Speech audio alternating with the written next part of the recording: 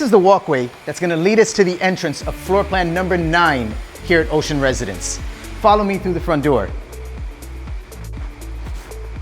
As we make our way into this amazing residence, off to the corner, you've got a separate laundry room and also a powder room for your guests.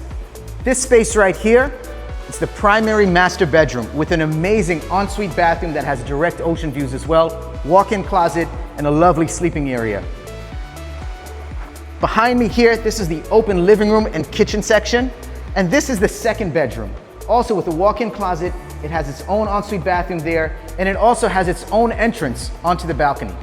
Just so you know, the wraparound balcony, and it's definitely one of the best features. We're talking 700 square feet wraparound balcony. I can't wait to show this to you.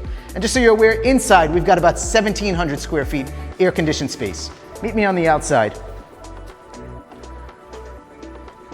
So as we step onto this balcony, again, we're talking over 700 square feet wraparound. This is definitely one of the reasons why this has become one of the most popular floor plans in the building. So down on this side, as you can see, we're overlooking Simpson Bay and Simpson Bay Beach. Really beautiful scenery.